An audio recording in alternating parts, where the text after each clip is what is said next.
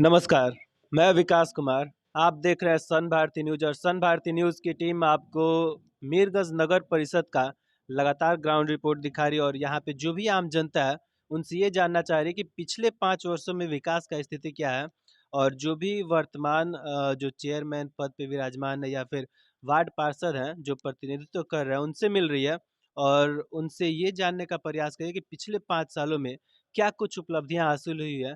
हालाँकि चुनाव भी नज़दीक है और इस वक़्त क्या मुद्दा रहेगा, किस मैनिफेस्टो के साथ चुनावी मैदान में उतरेंगे, इन तमाम बातों पे चर्चा करेंगे। लेकिन अभी हमारे साथ मौजूद हैं मीरगंज नगर परिषद के वर्तमान जो चेयरमैन पद पे विराजमान हैं, मोहिता कुमारी के पति ज्वाला कुमार जी। तो सबसे पहले आइए हम आपको उनसे मिलवाते हैं। बहुत-बहुत स्वागत है सर आपका हमारे चैनल पे। नमस्कार। आप सभी का भी स्वागत है हमारे नगर परिषद बीरगंज में। हम तो सर ये जो 5 साल का समय रहा, हालाँकि चेयरमैन पद पहले वार्ड पार्षद द्वारा चुना जाता था और वार्ड नंबर 2 से आपकी पत्नी मोहिता जी वार्ड पार्षद भी है और चेयरमैन पद से 16वें वार्ड का जो कार्यभार संभालते आ रही है। तो पिछले 5 सालों में क्या कुछ उपलब्धियाँ मीरगंज नगर परिषद में हासिल हुई है? इस संबंध में आपको बताना चाहूँगा कि आप पिछले मेरे कार्यकाल मतलब मोहिता कुमारी जी के कार्यकाल के पूर्व का जो भी कार्य नगर परिषद या पंचायत का है, आप उससे तुलना कर सकते हैं। 5 साल पूर्व हमारे यहाँ लाइट की व्यवस्था नहीं थी, जो आज आपको हर चौक चौराहे पे गली-गली आपको मिलेगी। ये मेरा प्रमुख कार्य रहा है। सफाई की जो भी व्यवस्थाएं हैं, जो वर्तमान में आप देख रहे हैं कि नगर परिषद किस तरह साफ सुथरा और पहले से हाईटेक है, उसके लिए हम लोगों ने और हमारे पार्षद की पूरी टीम ने भरपूर काम किया है और अच्छे मैनेजमेंट के साथ पूर्व में हमारे यहाँ एक पाली में ही सफाई होती थी। मजदूर सुबह मॉर्निंग में आते थे, साफ करके 9 बजे चले जाते थे। लेकिन जनता के फीडबैक से, जनता की राय लेकर हम लोगों ने इस पे 2 टाइम वर्क कराना शुरू किया। एक मॉर्निंग में होता है और एक शाम में होता है। इससे फ़ायदा ये होता है कि जो घरेलू कचरे जो दिन में यूज होते हैं, जो बाजारू कचरे हैं यूज होते हैं, वो रात को हम लोग उठा उठा के एक जगह इकट्ठा करवा लेते हैं, जिससे नगर में जो कचरे का अंबार इकट्ठा होना चाहिए वो नहीं दिखता है। और भी सारे, जैसे वर्तमान में हमारे माननीय मोदी जी के द्वारा प्रधानमंत्री आवास योजना का लाभ हर गांव-गांव, हर वार्ड, हर नगर परिषद पंचायत में देना है। चूँकि ये योजना 2014 से स्टार्ट हुई थी, जो माननीय मोदी जी के द्वारा पूरे भारतवर्ष में हर राज्य में दिया जाना है। तो 2014 में जो भी पार्षद आए थे, उनके द्वारा तो सर्वेक्षण हमको लगता है कि 162 लोगों का कराया गया।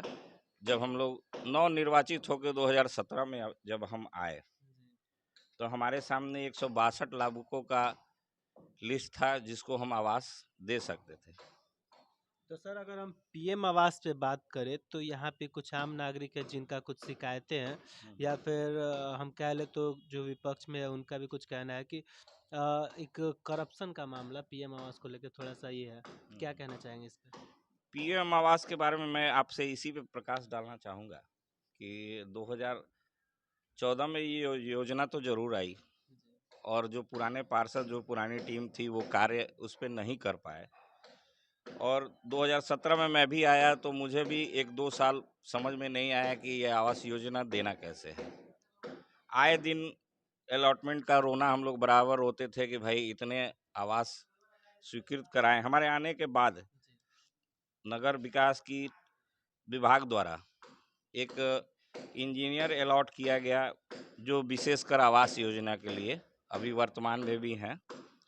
उनके अथक प्रयास से हमारे यहाँ लगभग 1600-1700 आवास योजना स्वीकृत कराई गई।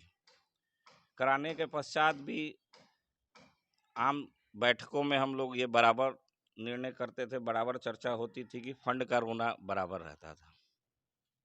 इसके लिए मैं और हमारी टीम सभी लोग एकत्र होके पटना अपने विभाग में कई बार मंत्री जी से मिलकर पत्राचार वगैरह किए, उस पे भी लाभ पूर्ण रूप से नहीं हुआ।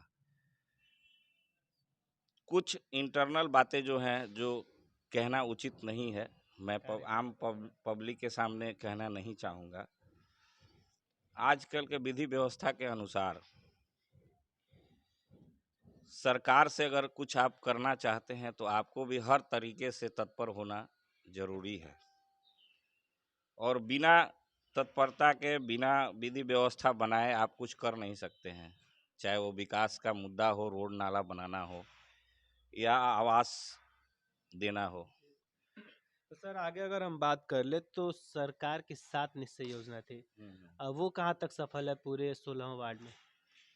अ, इस संबंध में मैं बताना चाहूँगा कि पिछले 5 सालों में जो पूर्व की योजनाएं थी, लगभग 3 सालों में तो अच्छा खासा विकास हुआ, लेकिन पिछले 2 सालों में कोरोना जो अभी बीमारी हमारे पूरे वर्ल्ड में फैला हुआ है, उस वजह से कार्य काफ़ी प्रभावित हुआ।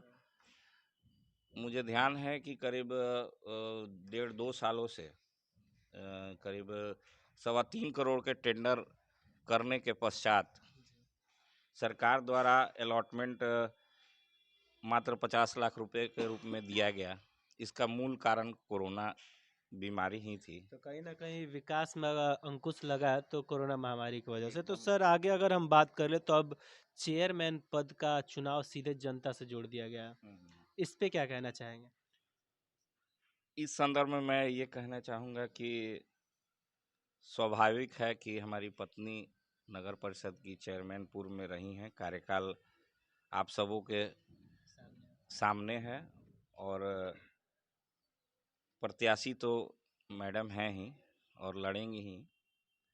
वो अपने कार्य के विश्वास पर लड़ेंगी। जनता के प्रति जो प्रेम रहा है, जनता का जो कार्य किया गया है, उस लगाव से हम मजबूती से अपने कदम आगे बढ़ा रहे हैं। तो सर ये जो आगे चुनाव है, इस चुनाव को लेके पूरे मीरगंज नगर परिषद को लेके क्या नया सोच है, क्या टारगेट रहेगा, क्या मैनिफेस्टो रहेगा?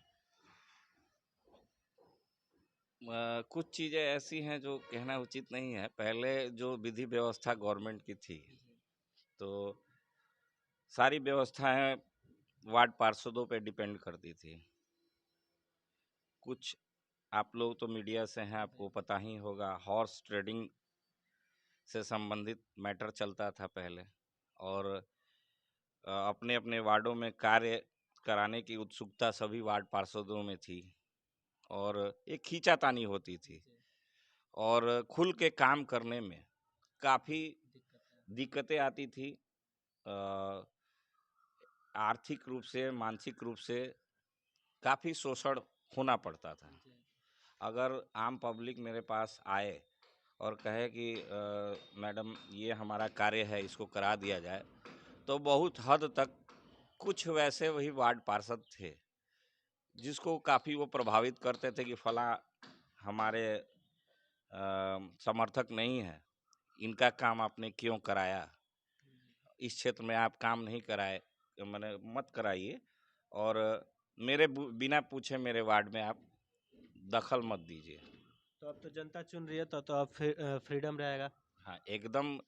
ये माननीय नीतीश कुमार जी का बहुत बड़ा कदम, और हमारे नगर विकास मंत्री श्री तारकिशोर जी प्रसाद की दूरगामी सोच है कि जो वर्तमान व्यवस्था उन्होंने बनाई है कि अध्यक्ष और उपाध्यक्ष एवं वार्ड पार्षद तीनों पदों के लिए पब्लिक द्वारा डायरेक्ट वोटिंग कर उसका चुनाव करना है, और अविश्वास जैसी समस्याएं जो हर आए 2 साल पे लगती थी, उस पे अंकुश लगेगा, और विकास की गति जो है बिना रुकावट के चलेगी, और उचित सोच और मतलब व्यापक नगर में विकास का जो एक सोच माननीय मोहिता कुमारी जी ने जो अपने मैनिफेस्टो में रखा था, बिना रुकावट के नेधड़क और